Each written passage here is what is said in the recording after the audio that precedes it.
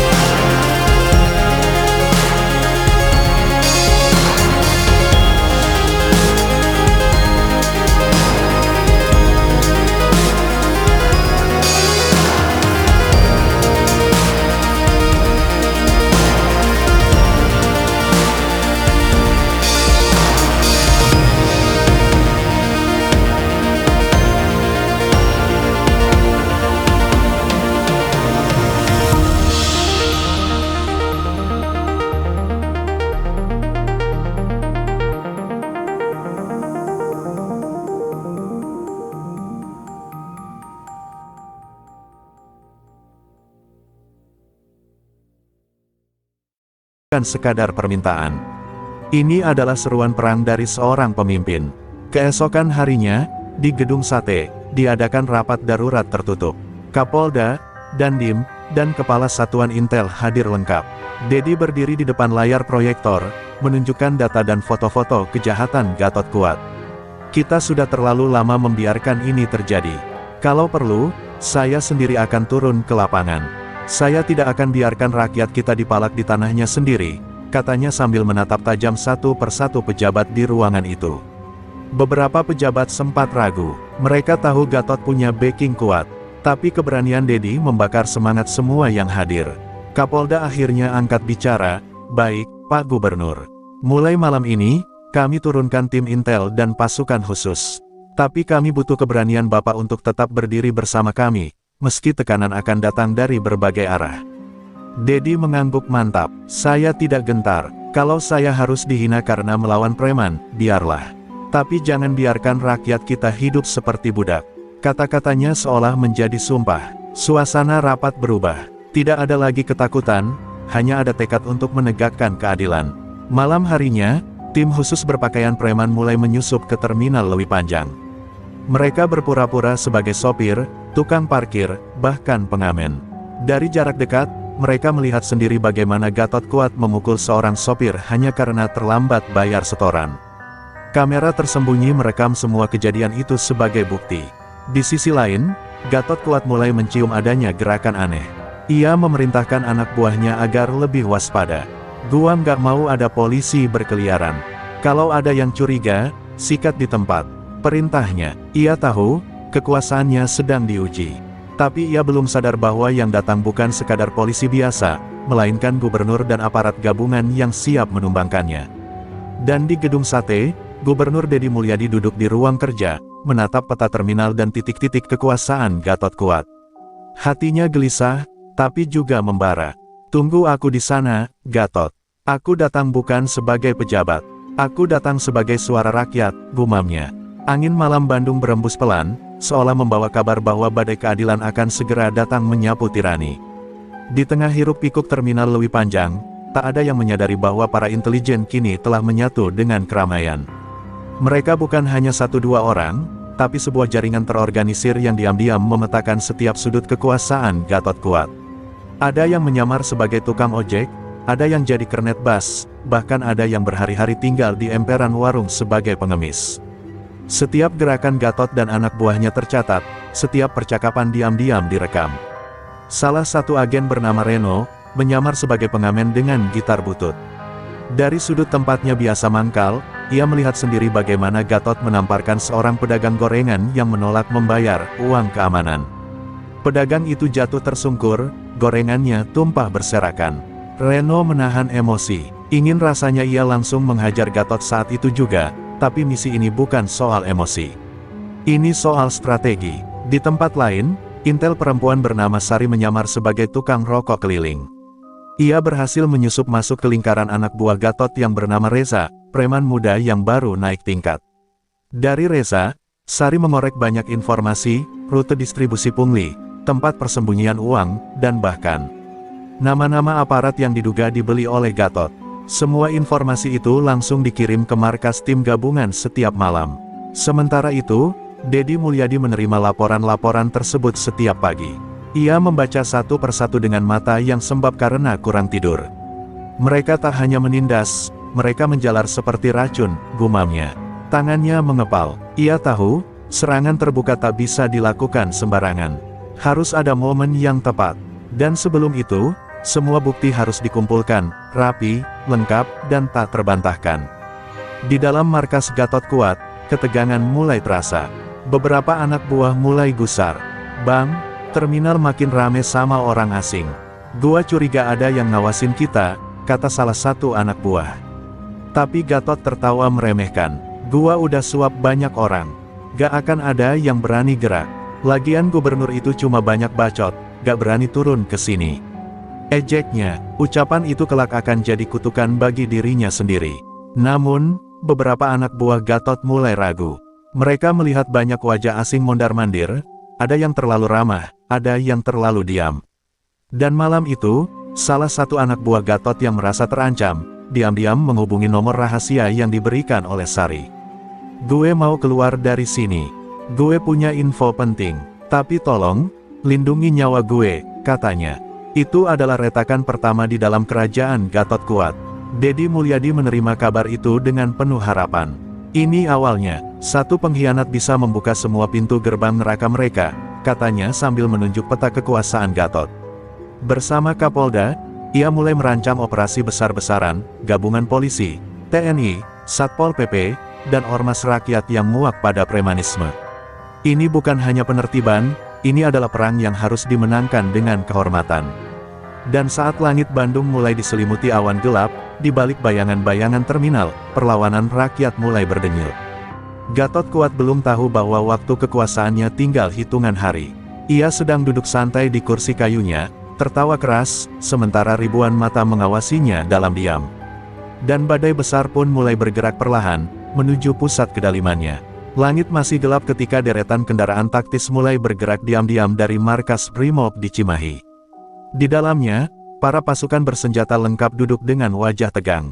Mereka adalah bagian dari satuan gabungan yang dipimpin langsung oleh Kapolda Jawa Barat, dan di belakang mobil komando, Dedi Mulyadi mengenakan rompi lapangan, berdiri tegak dengan mata menyala. Hari ini bukan sekadar operasi. Ini adalah pembebasan, ucapnya lirih namun penuh keyakinan. Jam menunjukkan pukul 4.15 ketika iring-iringan kendaraan itu tiba di dekat terminal Lewi Panjang. Tanpa menimbulkan suara, mereka menyebar, mengepung terminal dari berbagai sisi.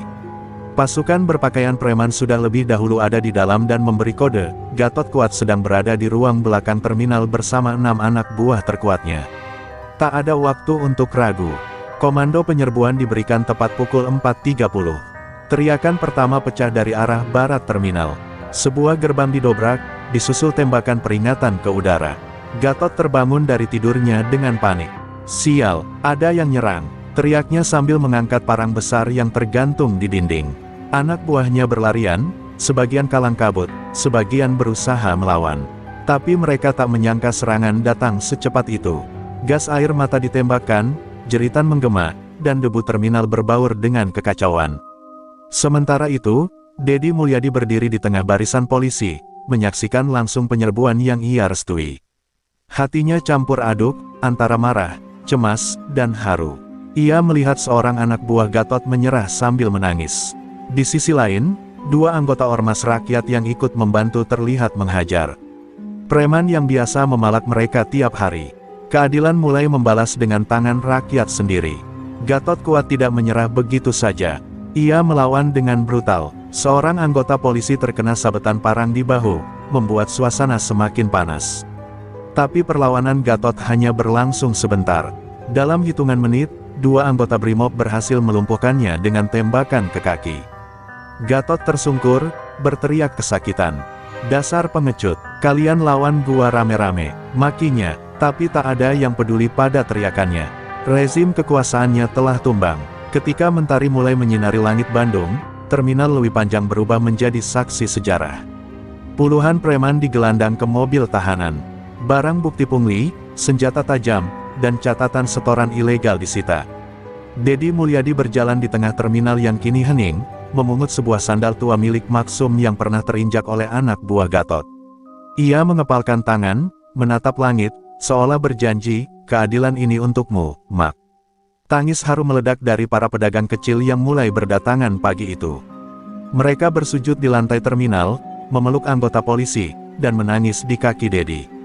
Seorang sopir bahkan mencium tangan Dedi sambil berkata, "Hatur nuhun, Pak Gubernur. Akhirnya kami bebas." Suasana itu menggetarkan hati semua yang hadir. Terminal itu bukan hanya jadi tempat singgah bus, hari itu, ia menjadi lambang kemenangan rakyat.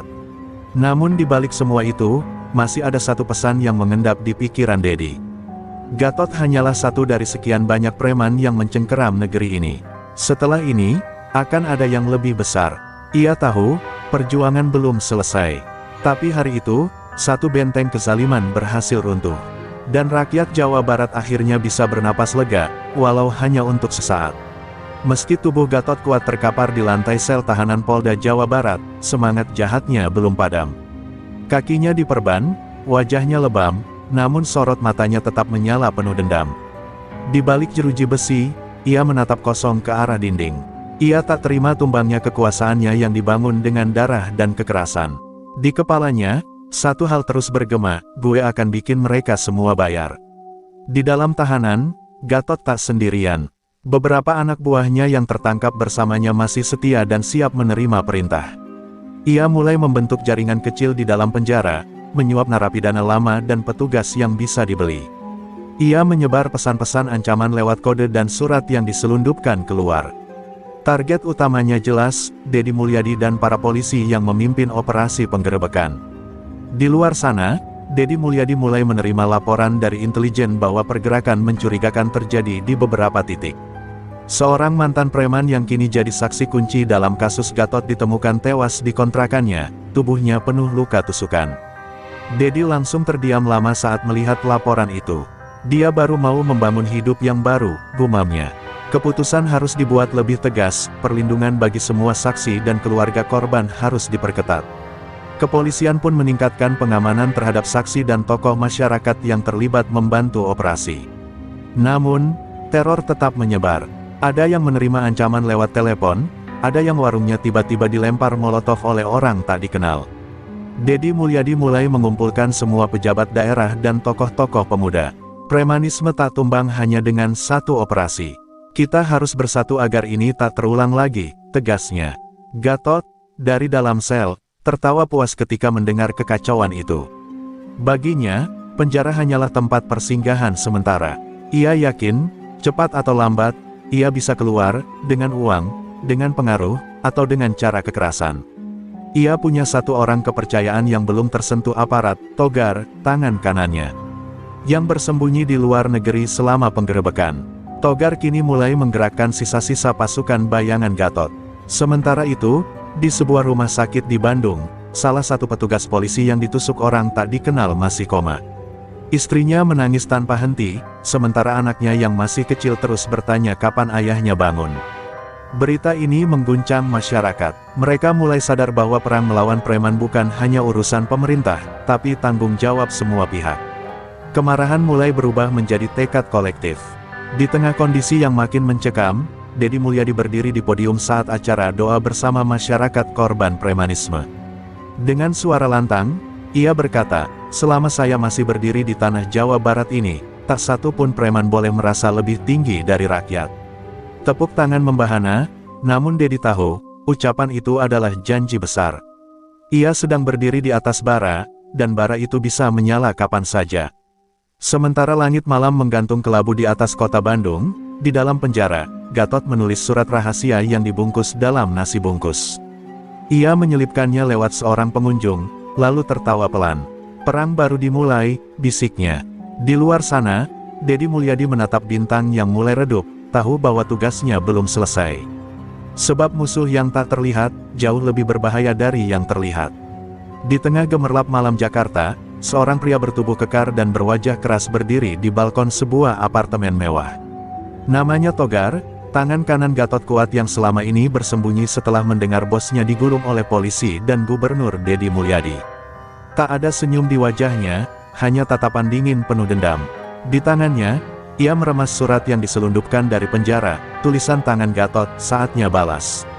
Hancurkan mereka satu-satu." Togar bukan preman biasa, ia adalah otak di balik banyak aksi brutal Gatot. Selama Gatot sibuk menunjukkan kekuatan di lapangan, Togar merancang strategi licik dan menyusun jaringan bawah tanah. Kini, dengan Gatot di balik jeruji, Togar mengambil alih kendali. Ia memanggil kembali kaki tangan lamanya yang tersebar dari Jakarta hingga Cirebon. Ia tahu, satu-satunya cara membebaskan Gatot adalah menciptakan kekacauan yang besar, dan menghancurkan simbol perlawanan, Deddy Mulyadi. Di Bandung, Deddy mulai mencium ada yang tak beres. Beberapa laporan menyebutkan pergerakan kelompok kriminal terorganisir kembali meningkat.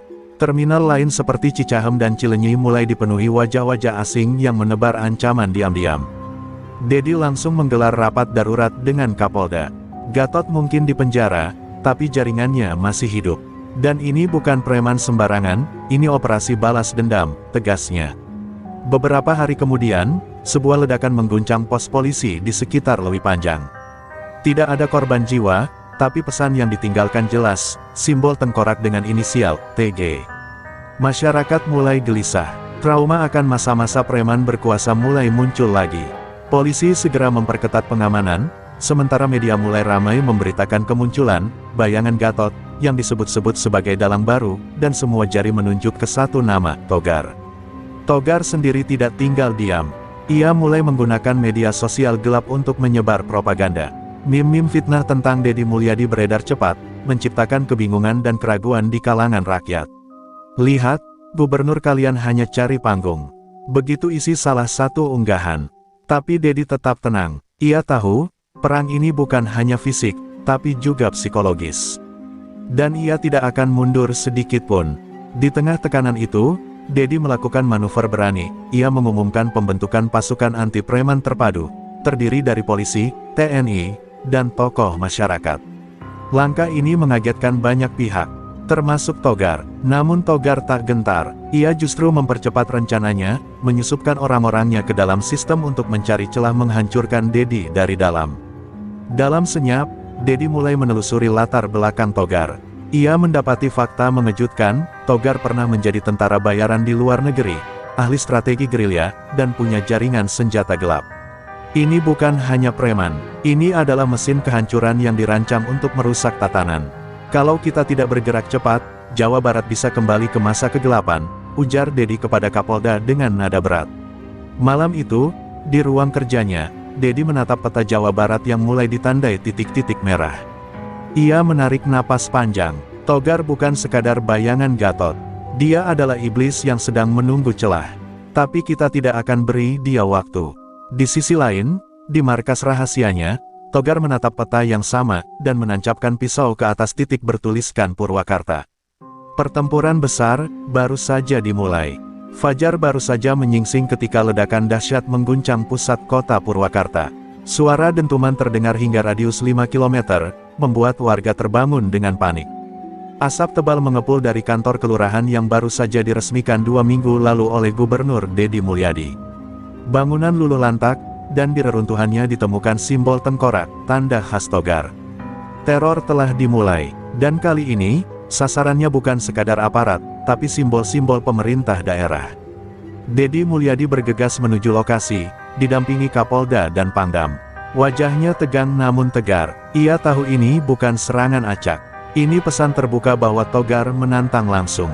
Di depan warga yang berkumpul dengan wajah pucat dan bingung, Deddy berdiri di atas puing-puing dan berseru, "Kita tak akan biarkan ketakutan menang. Mereka ingin kita tunduk, tapi hari ini, kita berdiri." Tangis, haru, dan amarah bercampur di udara pagi yang penuh debu dan luka. Di balik layar, Togar menyaksikan pidato itu lewat layar monitor. Ia tersenyum miring. Orang ini keras kepala. Tapi keras kepala bisa dipatahkan.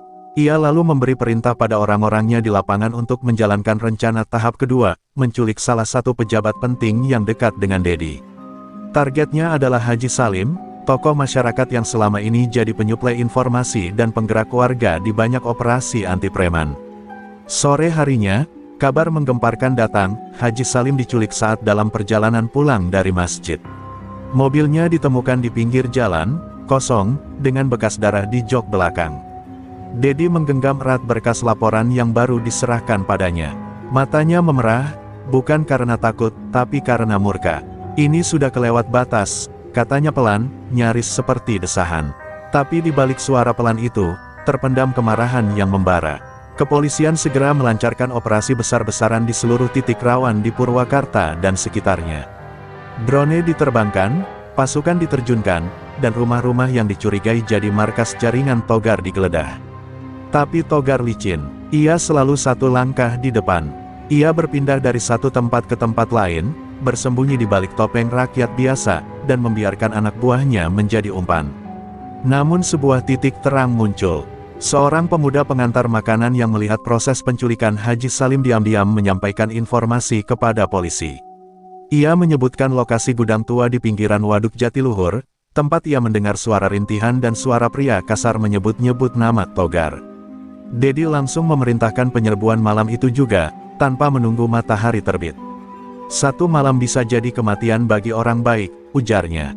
Malam itu, gerimis tipis membasahi langit Purwakarta saat pasukan gabungan menyusup menuju gudang tua. Dalam hening yang menegangkan, mereka mendekat, senjata teracung, dan jantung berdegup cepat. Tiba-tiba, terdengar suara jeritan dari dalam. Pasukan menyerbu masuk dan mendapati Haji Salim dalam kondisi terikat, luka parah, namun masih hidup.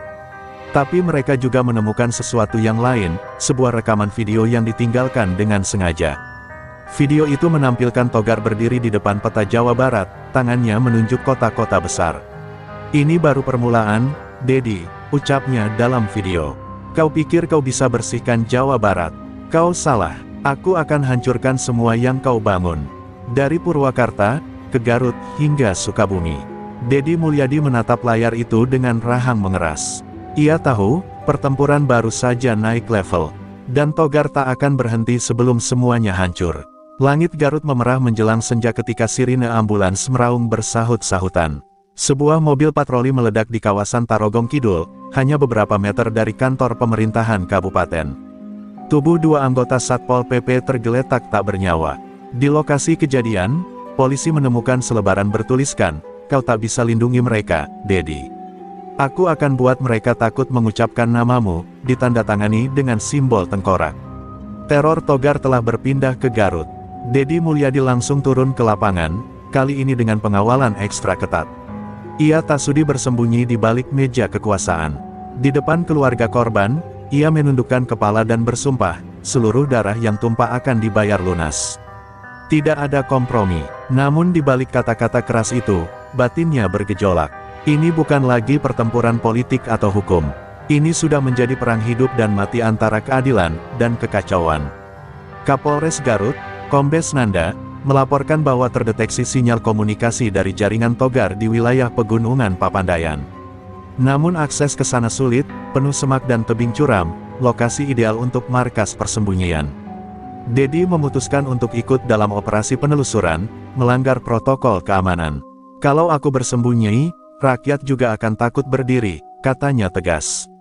Pencarian dimulai malam hari. Tim gabungan TNI dan Polri, ditemani Dedi dan beberapa ajudannya, menyusuri hutan dengan peralatan night vision. Di tengah keheningan, terdengar suara tembakan. Salah satu anggota tim terkena jerat ranjau rakitan dan terluka. Terungkap bahwa kawasan itu telah dipasangi perangkap oleh anak buah Togar, mereka tahu mereka sedang diburu. Dedi memerintahkan evakuasi korban, namun ia bersikeras melanjutkan misi. "Kalau kita mundur sekarang, mereka akan merasa menang."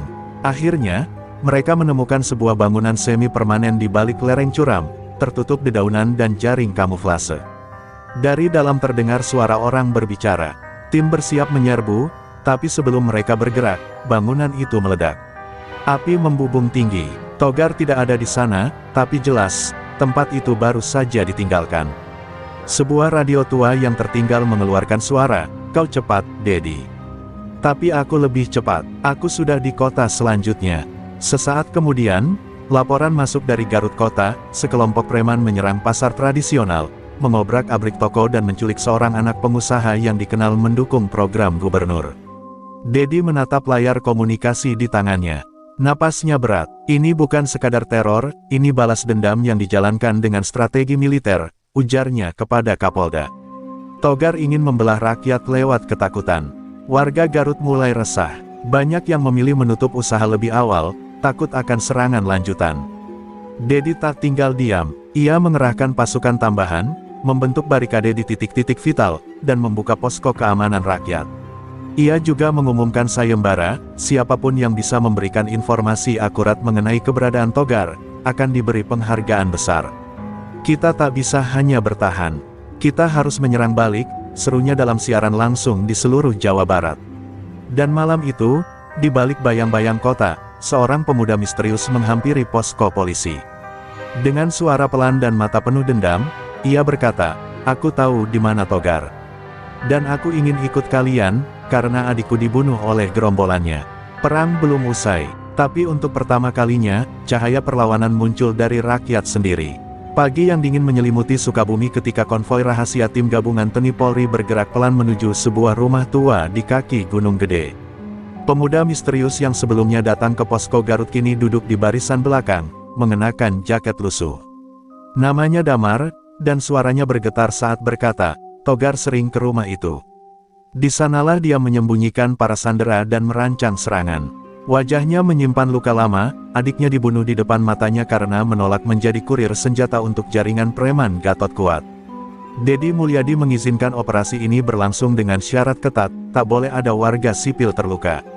Tapi hatinya diliputi firasat buruk. Sukabumi, kota yang selama ini relatif tenang, kini menjadi medan ketiga dalam perang terbuka ini. Dan ia tahu, semakin dekat mereka pada pusat kekuatan Togar, semakin besar pula risiko jebakan. Namun ia tak bisa berhenti sekarang. Terlalu banyak nyawa yang telah tumbang di belakangnya. Saat tim mendekati rumah tua itu, semuanya terasa sunyi. Terlalu sunyi, tak ada anjing menggonggong, tak ada suara burung. Kapten pasukan memberi kode dengan tangan, menyuruh tim mengepung. Tiba-tiba, suara peluit melengking dari arah belakang rumah. Lalu ledakan beruntun mengguncang tanah. Tanah di sekitar rumah ternyata telah ditanami ranjau darurat. 3 anggota pasukan terpelanting. Damar berteriak, "Itu jebakan. Togar tahu kita datang." Dalam kekacauan itu, muncul puluhan preman bersenjata tajam dari balik semak dan bangunan. Mereka menyerang membabi buta. Pertempuran brutal pun pecah di lereng gunung. Suara tembakan dan benturan senjata memenuhi udara. Dedi, meski dijaga ketat, ikut mengamankan perawat dan tim logistik yang panik. Ia menyaksikan sendiri betapa nekat dan terlatihnya anak buah Togar. Ini bukan lagi preman pasar, ini seperti pasukan bayangan yang dilatih untuk bertempur. Namun ada satu hal yang tak mereka perhitungkan, semangat juang pasukan gabungan yang kini tak hanya membela negara, tapi juga membela rakyat dari kehancuran. Dalam waktu 1 jam, garis pertempuran berbalik. Satu persatu preman ditangkap atau dilumpuhkan. Damar berhasil menjebak salah satu orang kepercayaan Togar bernama Rahmat, kuda gila, dan setelah interogasi singkat, Rahmat membuka mulut, Togar akan membuat final di Terminal Lewi Panjang. Semua akan dibakar. Mendengar itu, Dedi menggenggam radio dan berkata dengan nada yang gemetar menahan amarah, "Kita tak bisa menunggu lebih lama. Semua pasukan siaga. Target berikutnya adalah jantung mereka, Lewi Panjang." Ia tahu, selama ini terminal itu bukan hanya markas Gatot Kuat, tapi juga sarang kekuatan ekonomi gelap yang dikelola jaringan Togar. Dan jika benar Togar akan menyerang besar-besaran di sana, maka pertumpahan darah tak terhindarkan. Warga Sukabumi menyambut kedatangan pasukan dengan air mata dan pelukan. Mereka tahu, hari ini mereka diselamatkan dari ambang kehancuran. Tapi semua mata kini tertuju pada Bandung. Dedi memandang ke arah barat dengan pandangan tajam. "Pertempuran terakhir akan segera terjadi," ucapnya lirih. "Dan aku akan pastikan, Gatot Kuat dan Togar takkan pernah kembali berdiri." Dengan segala kekuatan, strategi, dan dukungan rakyat yang perlahan mulai bangkit, Dedi Mulyadi dan pasukan gabungannya kini melangkah menuju medan akhir, Terminal Lewi Panjang. Di sanalah takdir akan ditentukan. Jawa Barat akan menjadi saksi, apakah cahaya keadilan menang, atau kegelapan menguasai segalanya. Malam di Terminal Lewi Panjang terasa lebih pekat dari biasanya. Lampu-lampu jalan berkedip lemah seolah hendak padam. Di tengah kerumunan gelap, Gatot Kuat berdiri di atas truk besar yang dipenuhi senjata dan bahan bakar. Matanya menyala penuh kebencian dan dendam, siap meledakkan segalanya demi mempertahankan kekuasaannya. "Ini adalah akhir dari permainan kalian, Dedi," teriaknya ke udara malam. "Lewi Panjang akan jadi kuburan kalian." Dedi Mulyadi datang bersama pasukan gabungan, lengkap dengan perlengkapan tempur dan semangat membara. Ia melihat wajah-wajah lelah tapi tidak gentar dari para anggota polisi dan tentara yang bersamanya. Mereka tahu, pertempuran ini bukan sekadar soal kekuasaan, tapi masa depan ribuan warga yang hidup di sekitar terminal. Dedi menatap tajam ke arah markas Gatot dan berbisik dalam hati, hari ini keadilan akan menang. Suasana makin mencekam ketika ledakan pertama mengguncang bagian belakang terminal. Togar dan anak buah Gatot menggunakan strategi gerilya, menyebar ke sudut-sudut terminal untuk mengacaukan barisan lawan. Suara tembakan, teriakan, dan dentuman bahan peledak saling bersahutan. Namun, pasukan Dedi sudah terlatih dan tak mudah goyah. Mereka menutup celah demi celah, terus menekan balik gerombolan preman yang kian terpojok. Di tengah pertempuran, Dedi berhadapan langsung dengan Gatot Kuat. Kedua pria itu saling bertatapan, napas mereka berat oleh adrenalin dan amarah. "Sudah cukup kau mengacau di negeri ini," ujar Dedi dengan suara serak. Gatot membalas dengan tawa dingin, "Kau pikir kau bisa mengalahkanku? Aku sudah bertahun-tahun di sini, Dedi. Ini rumahku." Kedua pria itu bertarung sengit, bukan hanya dengan fisik tapi juga dengan tekad dan harga diri. Warga yang selama ini terkungkung ketakutan mulai keluar dari rumah mereka, menyaksikan pertempuran dahsyat itu. Mereka tak lagi ingin hidup dalam bayang-bayang Gatot kuat. Dengan keberanian yang terbangun oleh aksi Dedi dan polisi, warga turut membantu mengamankan jalur evakuasi dan memberi informasi penting tentang pergerakan preman. Suasana berubah, kekuatan Gatot mulai terkikis oleh kebersamaan rakyat. Akhirnya, di tengah kobaran api dan asap pekat, Gatot kuat terluka parah setelah dipukul mundur oleh Dedi. Dengan napas tersengal, ia jatuh ke tanah, kalah oleh lawan yang selama ini dianggapnya remeh. Dedi berdiri di atasnya, wajahnya penuh luka dan lelah tapi mata tetap bersinar penuh kemenangan. Ini untuk Jawa Barat, untuk rakyat yang ingin hidup tenang, katanya tegas. Seiring fajar mereka, pasukan gabungan berhasil menguasai terminal Lewi Panjang. Preman dan gerombolannya ditangkap satu persatu. Dedi berdiri di tengah reruntuhan, mengangkat tangan memberi tanda kemenangan. Suara sorak-sorai menggema, menghapus kegelapan yang selama ini menyelimuti terminal. Ini bukan hanya kemenangan pasukan keamanan, tapi kemenangan harapan dan keadilan.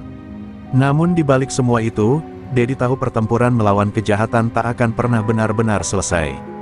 Tapi hari ini, dia telah membuktikan bahwa dengan keberanian, persatuan, dan tekad, bahkan kegelapan sebesar apapun bisa ditaklukkan. Jawa Barat akan bangkit, katanya pelan. Dan kami akan selalu menjaga ini untuk kalian semua. Kemenangan di terminal Lewi Panjang masih menyisakan aroma darah dan asap hangus yang membakar kenangan pahit selama bertahun-tahun. Dedi Mulyadi berdiri di balik jendela ruang kerjanya di Gedung Sate, memandang kota Bandung yang mulai bangkit dari kehancuran. Namun, dalam hati kecilnya, ia merasa kemenangan ini baru permulaan. Preman boleh tumbang, tapi bayang-bayang kegelapan tak mudah hilang, gumamnya. Beberapa hari setelah penangkapan, Gatot kuat dan anak buahnya, muncul laporan dari berbagai wilayah di Jawa Barat bahwa ada kelompok-kelompok kecil yang mulai mengisi kekosongan kekuasaan itu. Mereka belum sebesar Gatot, tapi sudah mulai memancing keresahan warga. Dedi segera memanggil jajaran kepolisian dan TNI untuk membahas langkah-langkah antisipasi. Kita harus bergerak cepat sebelum mereka jadi ancaman baru, tegasnya. Damar, pemuda dari Sukabumi yang dulu membantu mengungkap markas Togar, kini dipercaya menjadi bagian intelijen lapangan. Ia melapor bahwa ada jaringan baru yang menggunakan teknologi canggih untuk mengorganisasi para preman itu secara rapi dan terstruktur. Mereka lebih berbahaya karena tak mudah dilacak, jelas Damar. Dedi mengangguk serius, menyadari bahwa perang melawan premanisme kini berubah bentuk. Di tengah tekanan tugas yang makin berat, Dedi tetap berusaha dekat dengan rakyat. Ia mengunjungi korban-korban konflik dan berdialog dengan tokoh masyarakat untuk menyatukan tekad melawan kekerasan. Di sana ia menyaksikan luka yang belum sembuh, tetapi juga semangat baru yang membara. Ini yang harus kita jaga bersama, kata Dedi dengan suara penuh harap. Sementara itu, Gatot kuat yang dipenjara di lapas Sukamiskin diam-diam berkomunikasi dengan pengikutnya lewat pesan rahasia. Ia merencanakan kebangkitan dan pembalasan yang lebih kejam. Wajahnya yang dulu penuh sombong kini berubah menjadi dingin dan penuh dendam. Mereka pikir bisa menghancurkanku. Tunggu saja saat aku keluar dari sini, bisiknya dengan suara serak. Dedi mendapat kabar ini dari seorang informan yang datang diam-diam. Ia tahu waktu tak berpihak padanya.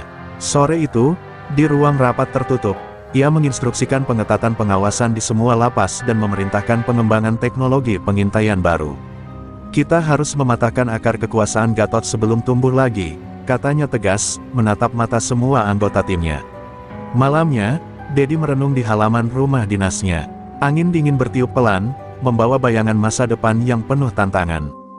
Tapi ia yakin, dengan persatuan antara pemerintah, aparat keamanan, dan rakyat, keadilan akan terus ditegakkan.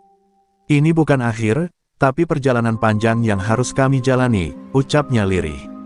Sementara itu, di balik jeruji besi, Gatot kuat tersenyum tipis. Ia tahu perang sesungguhnya belum usai. Bayangan kegelapan mungkin telah kalah di Lewi Panjang, tapi badai baru sedang menanti untuk menghantam Jawa Barat. Dan ia, bersama para pengikutnya, sudah siap untuk kembali bangkit. Malam di lapas Sukamiskin terasa lebih dingin dari biasanya. Di balik jeruji besi, Gatot kuat menatap keluar dengan mata penuh rencana dan dendam yang membara. Surat-surat rahasia yang masuk satu persatu ia baca dengan teliti, setiap kata menghidupkan kembali kekuasaan yang dulu hampir ia kehilangan. Lebih panjang bukan akhir, tapi awal dari kebangkitan kita, bisiknya pelan kepada dirinya sendiri, suara itu menjadi janji yang menggetarkan.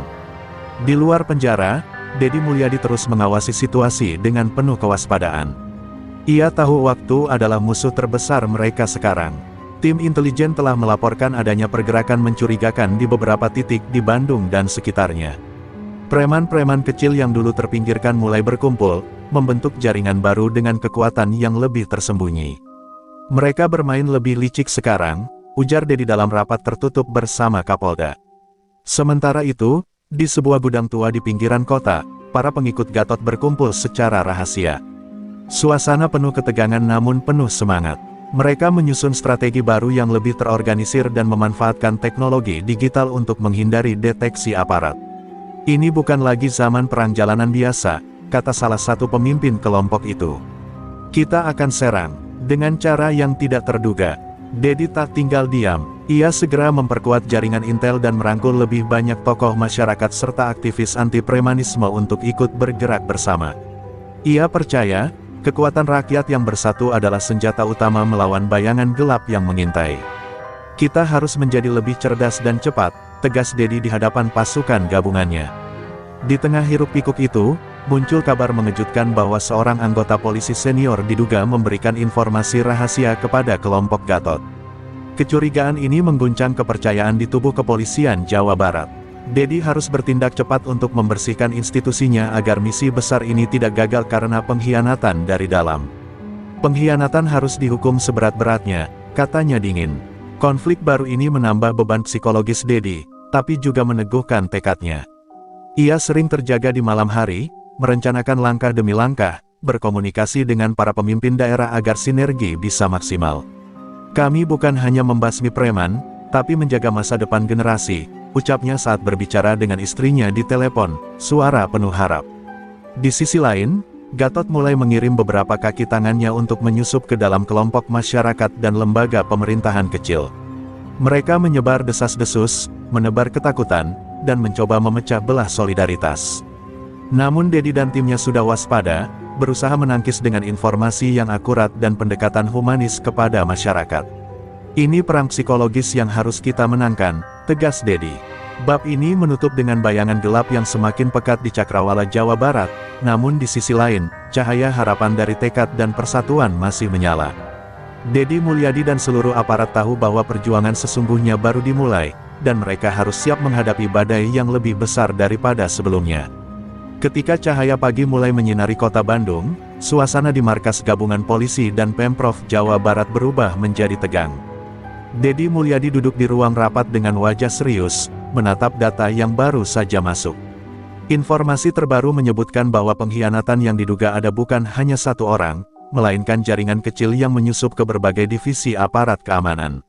Ini sudah bukan masalah biasa, ini sudah menjadi ancaman serius, katanya dengan suara berat. Para petinggi kepolisian Jawa Barat langsung melakukan audit internal dengan ketat. Nama-nama yang sebelumnya dianggap loyal mulai dipanggil untuk diperiksa secara mendalam. Dedi paham, membersihkan institusi bukanlah hal mudah, apalagi ketika pengkhianatnya begitu dekat dan lihai bersembunyi. Tapi ia yakin, hanya dengan membersihkan dari dalam, perjuangan melawan premanisme bisa berbuah nyata. Di sisi lain, jaringan Gatot kuat semakin berani. Mereka mulai memanfaatkan celah pengkhianatan untuk mengacaukan operasi gabungan. Beberapa serangan dadakan terjadi di titik-titik strategis, menimbulkan kekacauan dan kebingungan di tengah masyarakat. Dedi menerima laporan tersebut dengan wajah masam, menyadari betapa liciknya musuh yang kini tidak hanya berhadapan dengan polisi, tapi juga dengan pengkhianat dalam tubuh mereka sendiri. Meski demikian, Dedi tetap memimpin dengan kepala dingin. Ia memperkuat komunikasi dan koordinasi antar lembaga serta menggandeng tokoh masyarakat dan ulama untuk memperkuat semangat gotong royong. Perlawanan kita bukan hanya fisik, tapi juga moral dan mental, ujarnya pada rapat koordinasi. Ia percaya, masyarakat yang sadar akan bahaya premanisme bisa menjadi benteng tak tergantikan. Salah satu tokoh yang diandalkan Dedi adalah Kapolda yang baru, seorang perwira tegas dengan rekam jejak bersih dan disiplin tinggi. Ia langsung mengambil langkah tegas dengan membentuk tim khusus anti korupsi dan anti pengkhianatan yang bekerja di bawah pengawasan ketat. Langkah ini membuat beberapa pengkhianat mulai gelisah, tetapi Dedi tahu perang psikologis baru saja dimulai. Dalam sebuah operasi rahasia, tim gabungan berhasil menangkap salah satu pengkhianat kunci yang berperan sebagai mata-mata Gatot. Pengakuannya membuka tabir betapa dalam dan rapuhnya infiltrasi yang sudah berlangsung lama. Dedi berdiri di depan media, menyampaikan pesan tegas bahwa tak ada tempat bagi pengkhianat di tubuh aparat dan pemerintahan. "Kami akan bersihkan sampai tuntas," katanya lantang. Namun, di balik kemenangan kecil itu, Gatot kuat di penjara terus merancang rencana lebih besar. Dengan jaringan baru yang mulai menggeliat, ia bertekad membalas dendam dengan cara yang lebih kejam. Bayangan perang yang lebih dahsyat kembali menghantui Jawa Barat, membebani pundak Dedi yang harus terus menjaga keseimbangan antara kekuatan dan kepercayaan. Bab ini menutup dengan rasa waspada yang makin membara di kalangan aparat dan masyarakat. Perang melawan premanisme bukan sekadar pertempuran fisik, tapi juga pertarungan melawan pengkhianatan, intrik, dan kegelapan yang bisa muncul dari mana saja. Dedi Mulyadi dan pasukannya harus tetap teguh, karena keadilan dan masa depan Jawa Barat dipertaruhkan. Langit Bandung mendung, seolah menyatu dengan suasana mencekam yang menyelimuti kantor Gubernur Jawa Barat. Pagi itu, Dedi Mulyadi menerima kabar mengejutkan, sebuah ledakan mengguncang posko operasi gabungan di Cimahi. Tidak ada korban jiwa, namun kerusakan parah membuat moral pasukan goyah. Bukti di tempat kejadian mengarah pada jaringan Gatot kuat. "Mereka mulai bermain keras," ucap Dedi sambil mengepalkan tangan. Yang membuat situasi semakin gawat, ditemukan pesan tertulis di dekat lokasi ledakan, "Kami belum kalah, ini baru pemanasan." Dedi tahu betul bahwa pesan itu ditujukan kepadanya secara pribadi. Gatot, walaupun terkurung dalam penjara, masih memiliki taring panjang yang siap menggigit kapan saja. Dia memimpin dari balik jeruji. "Ini bukan lagi soal kekuasaan terminal, ini soal harga diri dan dendam," ujar Kapolda dalam rapat darurat. Sementara tim anti pengkhianatan terus bekerja, satu persatu simpatisan Gatot mulai tertangkap.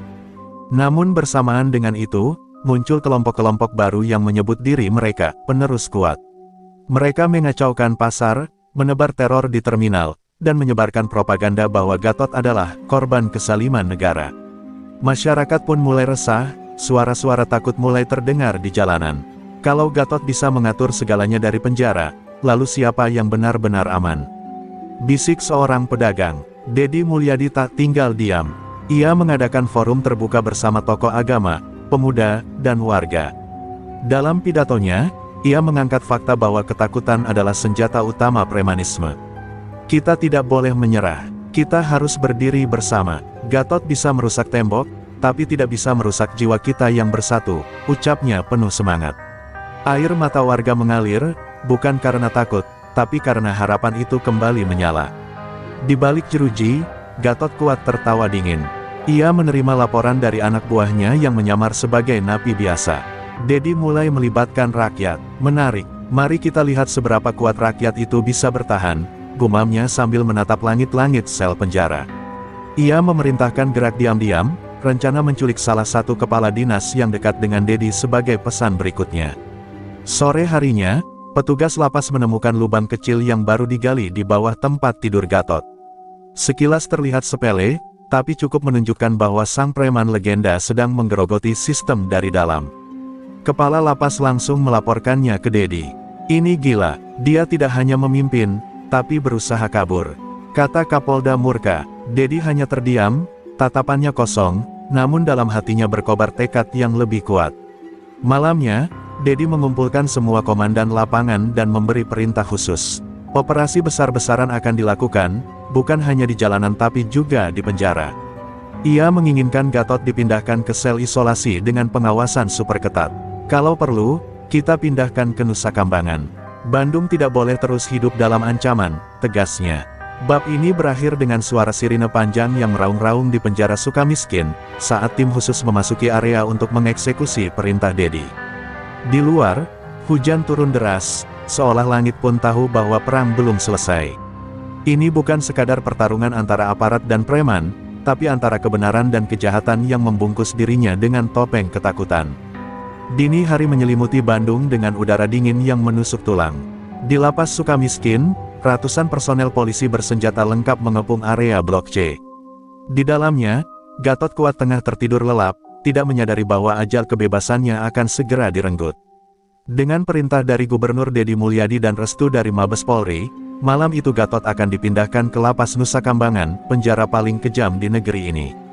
Tidak ada tempat bagi raja kegelapan di bumi Parahyangan, bisik Deddy dengan tatapan tajam ke layar monitor. Gatot terbangun saat pintu selnya dijebol dengan palu besi. Sorot lampu senter membutakannya. "Apa-apaan ini? Kalian pikir bisa mempermalukanku?" teriaknya sambil mengamuk, namun tangan dan kakinya segera diborgol oleh 4 petugas sekaligus. Tak ada belas kasihan. Di luar, mobil rantis lapis baja sudah menunggu. Iring-iringan kendaraan taktis langsung meluncur menuju bandara militer, menembus hujan dan kabut tebal yang menyelimuti Bandung. Sementara itu, Deddy Mulyadi memantau setiap detik operasi dari ruang kendali. Ia tahu, ini bukan sekadar memindahkan narapidana, ini simbol bahwa negara tidak lagi tunduk pada ancaman para preman. Di sisi lain, Kapolda menerima laporan bahwa kelompok penerus kuat mencoba menghalangi jalan lintas menuju bandara. Tapi mereka terlambat. Gatot sudah lepas landas dengan helikopter militer. "Selamat datang di neraka, Gatot," ucap Deddy lirih. Pagi harinya, berita pemindahan Gatot menjadi viral. Media-media nasional memuat headline besar, "Sang penguasa terminal kini terkurung di Nusa Kambangan."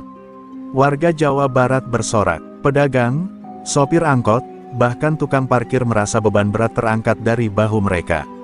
Terminal Lewi Panjang mulai bersih, lalu lintas kembali lancar, dan pos keamanan diperkuat oleh Brimob bersenjata lengkap. Rakyat merasa kembali memiliki kotanya. Namun, di tengah kegembiraan itu, sekelompok orang berpakaian hitam berkumpul di sebuah gudang tua di pinggiran Cimahi. Mereka bukan simpatisan biasa, mereka adalah sisa taring kuat, pasukan elit yang selama ini tak pernah tersentuh. Pemimpinnya, seorang lelaki berbadan kurus dengan mata tajam bernama Adi Rawa, mantan tangan kanan Gatot. "Jangan pikir semuanya selesai hanya karena Gatot di penjara. Kita akan ambil kembali apa yang menjadi milik kita," katanya dengan suara dingin. Deddy sadar bahwa kemenangan ini hanya satu langkah dari peperangan panjang. Dalam rapat darurat di Gedung Sate, ia mengusulkan pembentukan pasukan khusus berbasis sipil untuk memantau dan melindungi titik-titik rawan premanisme. "Kita harus libatkan rakyat. Hanya dengan itu, kekuatan gelap tidak bisa tumbuh kembali," ucapnya tegas. Semua kepala dinas dan aparat menyetujui. Ini bukan lagi sekadar tugas polisi, ini tugas seluruh warga Jawa Barat. Sementara Gatot dipenjara dalam sel isolasi di Nusa Kambangan, matanya terus menatap dinding kosong yang mulai ia coret dengan kuku. Ia tak berbicara, hanya tertawa kecil setiap malam. Di pikirannya, ia tahu betul, orang seperti dirinya tidak bisa dikurung oleh tembok. Ia menunggu, bukan untuk kabur, tapi untuk momen balas dendam yang tepat. "Aku adalah luka yang tak bisa sembuh," gumamnya di kegelapan. Bab ini ditutup dengan Deddy Mulyadi berdiri di tengah terminal Lewi Panjang. Ia menatap langit yang mulai cerah, ditemani oleh senyuman anak-anak kecil yang bermain tanpa takut. Tapi jauh di lubuk hatinya, ia tahu, badai belum usai. Ia hanya baru mematahkan kepala ular, namun masih ada banyak bisa yang berserakan di jalanan. Malam di Cimahi terasa lebih pekat dari biasanya. Di dalam gudang tua yang remang dan pengap, Adi Rawa berdiri di hadapan 12 lelaki bertato yang duduk melingkar, wajah mereka penuh luka dan amarah. "Gatot mungkin di Nusa Kambangan, tapi darahnya mengalir di nadi kita," ucap Adi, suaranya seperti pisau yang mengiris keheningan.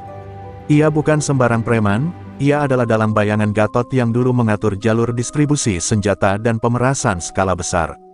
Kini, ia ingin menghidupkan kembali kekuasaan dari abu yang tersisa." Di tengah kota Bandung, Gubernur Deddy Mulyadi menggelar pertemuan khusus dengan Kapolda, Pangdam, serta para tokoh masyarakat. Intelijen telah mencium pergerakan, taring kuat, kelompok sisa Gatot yang kini mulai merekrut pemuda-pemuda pengangguran dari pinggiran kota. Mereka ingin menciptakan premanisme generasi baru. "Kalau kita lengah, sejarah akan berulang," ujar Deddy dengan nada tegas. Semua sepakat, operasi berskala besar harus segera dilancarkan. Namun, Adi Rawa bukan pemimpin sembarangan.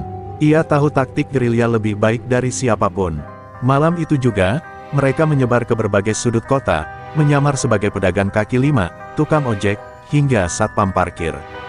Dalam waktu seminggu, laporan pemalakan, pencurian, hingga intimidasi kembali meningkat. Warga mulai resah.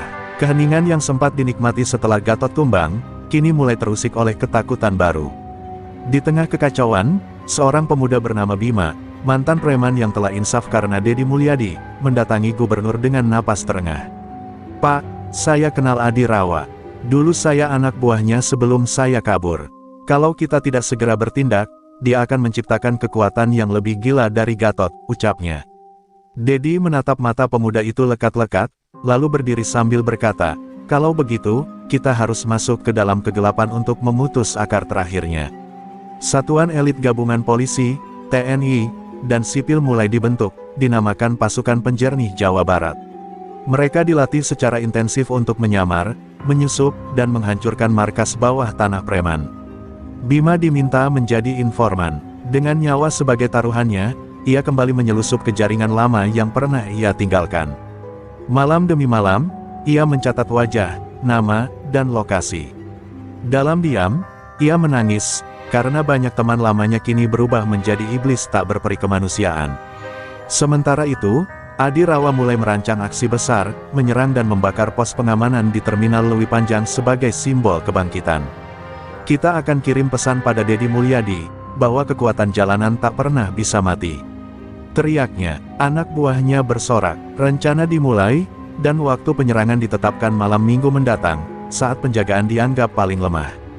Tapi mereka tidak tahu, bahwa setiap gerakan mereka telah diendus oleh mata-mata Dedi yang tersebar hingga ke jantung sarang mereka.